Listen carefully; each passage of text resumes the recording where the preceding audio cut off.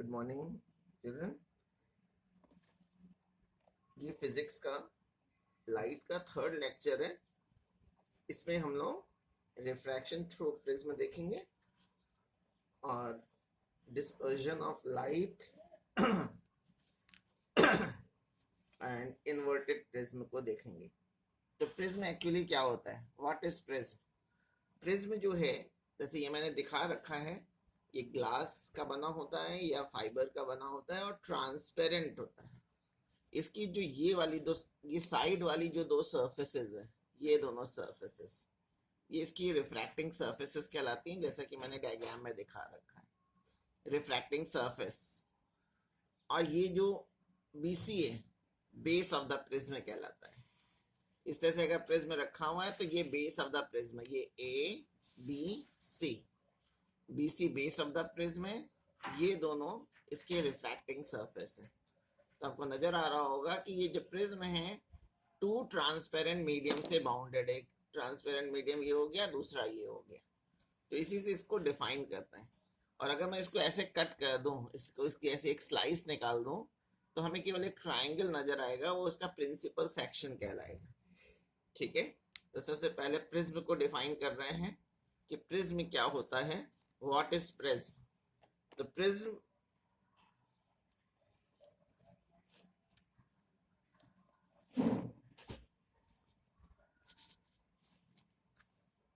a prism is a homogeneous means density same होनी चाहिए, homogeneous transparent refracting medium। और ये रिफ्रैक्टिंग मीडियम क्या होगा? जनरली ग्लास को यूज करते हैं, वैसे फाइबर का भी बना होता है, यानी ब्रैकेट में मैं लिख दे रहा हूं ग्लास। और ये दो ट्रांसपेरेंट मीडियम से बाउंडेड होता है। तो bounded by two non parallel, ये दोनों सरफेसेस पैरेलल नहीं है, non parallel refracting surfaces. Figure में दिखा रखा है कि ए बी और ए सी जो है इसकी रिफ्रैक्टिंग सरफेसेस है। Bounded by two non parallel refracting surfaces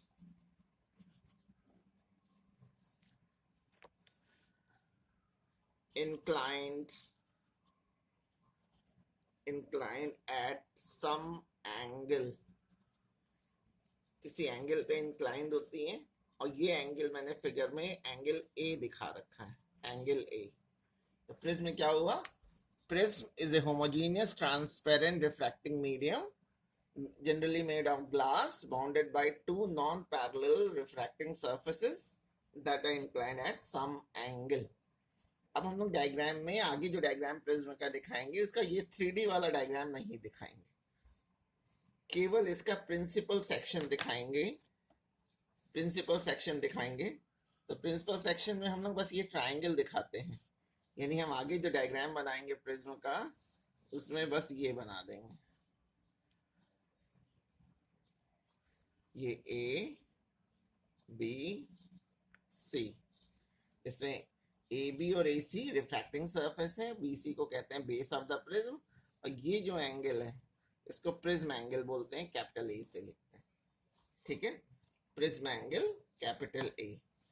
तो अगर मैं साइड में लिखना, वैसे ऊपर डायग्राम में लिख रखा है कि ए बी और ए सी रिफ्रैक्टिंग सरफेस है और B C base of the prism है। ये प्रिज्म का प्रिंसिपल सेक्शन है, principal section of the prism.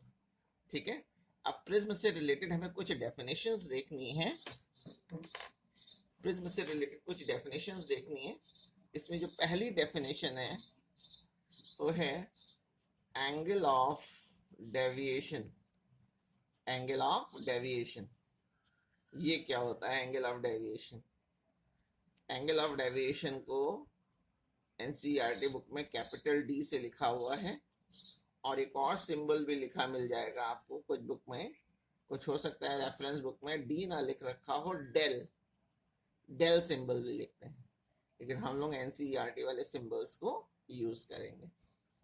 अब ये एंगल ऑफ डेविएशन क्या होता है?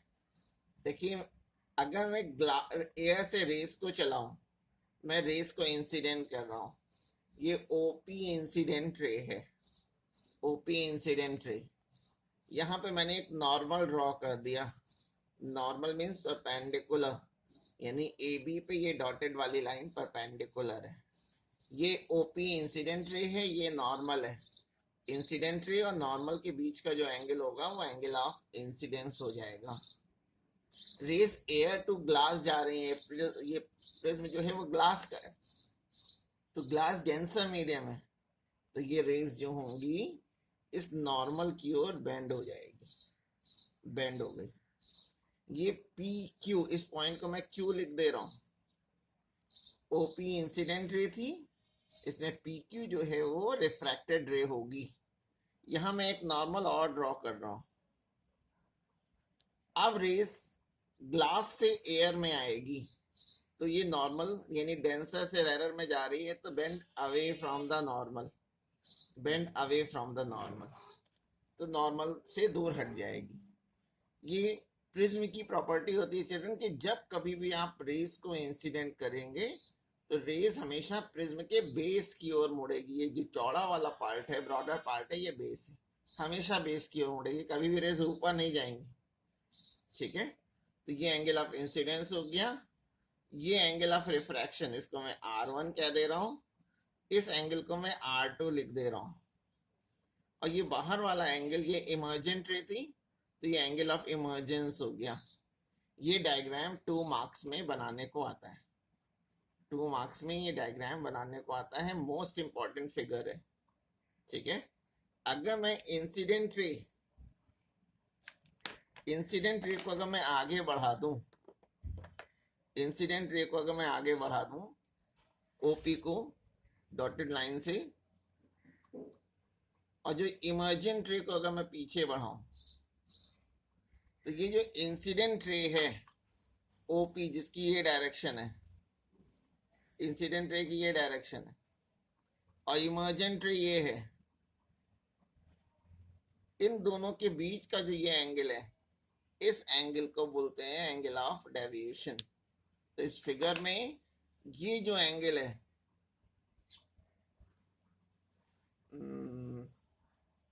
इसको मैं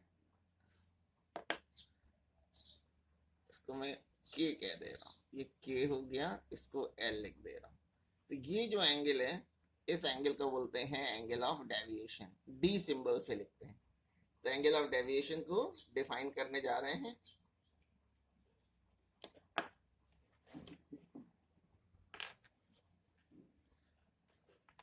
एंगल ऑफ डेविएशन, तो क्या होगी डेफिनेशन कि जब भी हम लोग प्रिज्म पे रेज इंसिडेंट करते हैं तो रेज जो है प्रिज्म के बेस की ओर मुड़ जाती है। तो इंसिडेंट रे और इमर्जेंट रे के बीच का जो एंगल होता है उसको एंगल ऑफ डेविएशन कहते हैं। When rays are incident, when rays are incident on a prism, incident on a prism, it always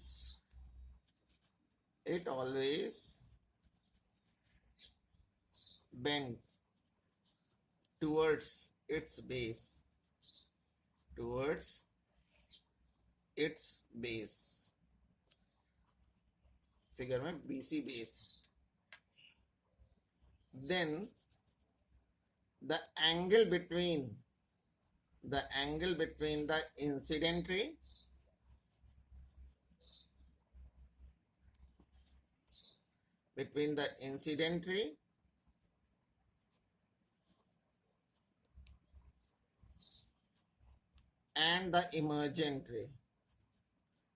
and the emergent ray is called angle of deviation. Angle of deviation.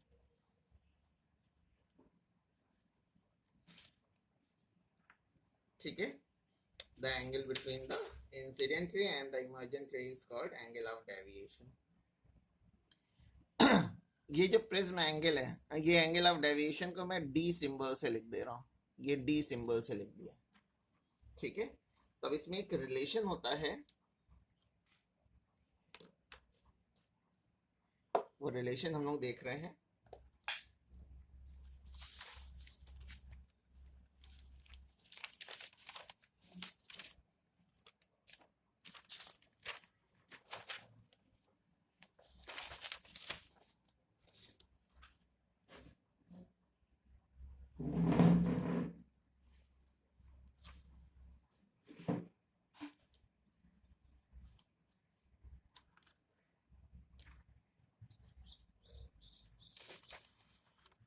पहला relation है कि जो angle of prism, angle of prism को a symbol से लिखा था, तो prism angle of prism ए की जो वैल्यू होती है, प्रिज्म एंगल ए की जो वैल्यू होती है वो R1 प्लस R2 के इक्वल होती है, angle R1 plus angle R2 के इक्वल होती है, ठीक है। इसका प्रूफ हम लोग क्लास 12 में पढ़ते हैं, यहाँ पे हम लोग को बस डायरेक्ट फॉर्मूला देखना है। और दूसरा एंगल ए यानी प्रिज्म एंगल और एंगल ऑफ डेविएशन, इन दोनों का जो सम होता है वो एंगल ऑफ इंसिडेंस आई और एंगल ऑफ इमर्जेंस ई, इसके सम के इक्वल होता है, ठीक है। ये दो कंडीशंस होती हैं। अब ये जो एंगल ऑफ डेविएशन बताया है ए ई R1 R2 क्या है वो आप यहाँ फिगर में देख सकते हैं। ये जो है प्रिज्म एंगल ए है, आई एंगल ऑफ इंसिडेंस है, R1 R2 ये एंगल ऑफ रिफ्रैक्शन और R2 ये था ई एंगल ऑफ इमर्जेंस है, ठीक है। अब एंगल ऑफ डेविएशन किन किन फैक्टर्स पे डिपेंड करता है, तो नेक्स्ट हेडिंग है factors affecting angle of deviation, factors affecting angle of deviation, यानी अगर आप एंगल ऑफ डेविएशन डी को चेंज करना चाहते हैं तो क्या क्या फैक्टर्स है जिसके बेसिस पे हम इसको चेंज कर सकते हैं। इसमें फर्स्ट फैक्टर है प्रिज्म एंगल कैपिटल ए, और इसके डायरेक्टली प्रोपोर्शनल होता है। Angle of deviation is directly proportional to prism angle. अगर आप प्रिज्म एंगल बढ़ा देंगे तो एंगल ऑफ डेविएशन बढ़ जाएगा। सेकेंड है material of the prism, material of the prism का मतलब हो गया रिफ्रैक्टिव इंडेक्स, इसको n से भी लिखते हैं और म्यू से भी लिखते हैं, इसके भी डायरेक्टली प्रोपोर्शनल होता है, रिफ्रैक्टिव इंडेक्स के भी डायरेक्टली प्रोपोर्शनल होता है। अगर आपने कोई ऐसा ग्लास लिया है जिसका रिफ्रैक्टिव इंडेक्स अधिक है तो उसका एंगल ऑफ डेविएशन भी ज्यादा होगा, ठीक है। थर्ड है angle of incidence I, angle of incidence I पे भी डिपेंड करता है, इसके भी डायरेक्टली प्रोपोर्शनल होता है। और फोर्थ फैक्टर है कलर ऑफ लाइट, किस कलर की आप लाइट प्रिज्म पे इंसिडेंट कर रहे हैं। कलर ऑफ लाइट को वेवलेंथ भी बोल देते हैं, और वेवलेंथ को आप जानते हैं क्लास 9th में पढ़ा था कि लैम्डा सिंबल से लिखते हैं। कलर ऑफ लाइट लैम्डा इसके इनवर्सली प्रोपोर्शनल होता है। अगर हम डिफरेंट कलर्स की बात करें तो जो रेड कलर होती है, रेड, उसकी वेवलेंथ मैक्सिमम होती है, रेड कलर की वेवलेंथ मैक्सिमम। तो यहां से नजर आ रहा है कि दोनों में इनवर्स रिलेशन है, इसलिए इसका डेविएशन जो होगा रेड कलर का वो मिनिमम होगा, डेविएशन मिनिमम। और वॉयलेट कलर का जो वेवलेंथ होती है वो सबसे कम होती है, यानी मिनिमम होती है, इसलिए वॉयलेट कलर का जो डेविएशन होगा वो मैक्सिमम हो जाएगा, मैक्सिमम डेविएशन वॉयलेट कलर का होगा, ठीक है। ये 4 फैक्टर्स हो गए और ये याद रखना है, ये 1 मार्क्स में क्वेश्चंस पूछे जाते हैं। अब हम लोग को ये देखना है कि डिस्पर्जन ऑफ लाइट किसे कहते हैं। Dispersion of light,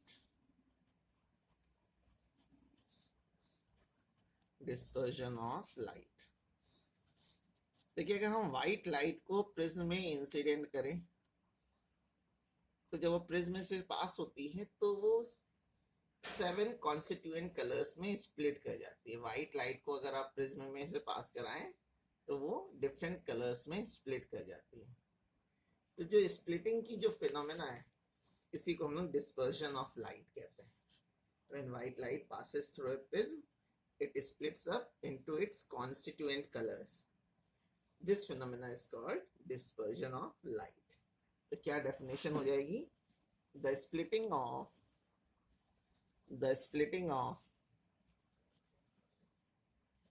white light, the splitting of white light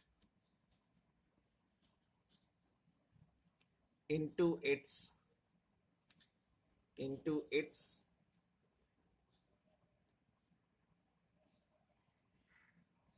constituents colors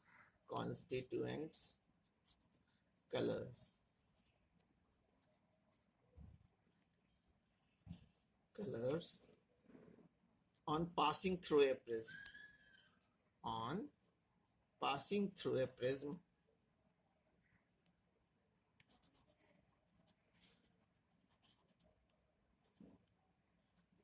a prism, is called dispersion of light.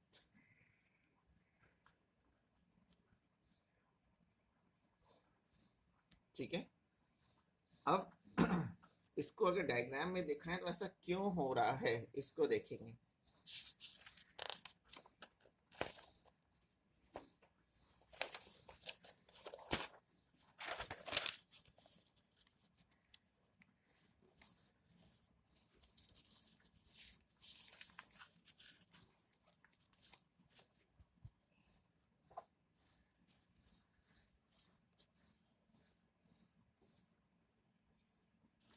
मैं फिर प्रिज्म का डायग्राम दिखा रहा हूँ। ये प्रिज्म बना दिया, प्रिंसिपल सेक्शन ABC प्रिज्म है। तो जब हम व्हाइट लाइट को इस पे इंसिडेंट करेंगे, ये व्हाइट लाइट, जब व्हाइट लाइट को इंसिडेंट करेंगे तो व्हाइट लाइट एक्चुअली होती क्या है? व्हाइट लाइट 7 कलर से मिलकर के बनी होती है, ठीक है ना? 7 कलर से मिलकर के बनी होती है, violet, indigo, blue, green, yellow, orange, red, ठीक है। तो जैसे ये प्रिज्म से लाइट प्रिज्म में एंटर करेगी तो अलग अलग कलर का रिफ्रैक्टिव इंडेक्स अलग अलग होता है, तुरंत ये स्प्लिट कर जाएगी। ये जो सबसे बॉटम वाली है ये वॉयलेट कलर की होगी और ऊपर वाली रेड होगी, और ये कुछ इस तरह से डिवाइड हो जाएगी, ये वॉयलेट, ये रेड। सबसे ज्यादा वॉयलेट कलर की रेस क्यों बेंड कर गई है? वॉयलेट कलर की वेवलेंथ सबसे कम होती है, अभी मैंने आपको फैक्टर्स अफेक्टिंग में बताया है। वॉयलेट कलर की वेवलेंथ मिनिमम होती है, इसलिए वो सबसे ज्यादा बेंड होगी।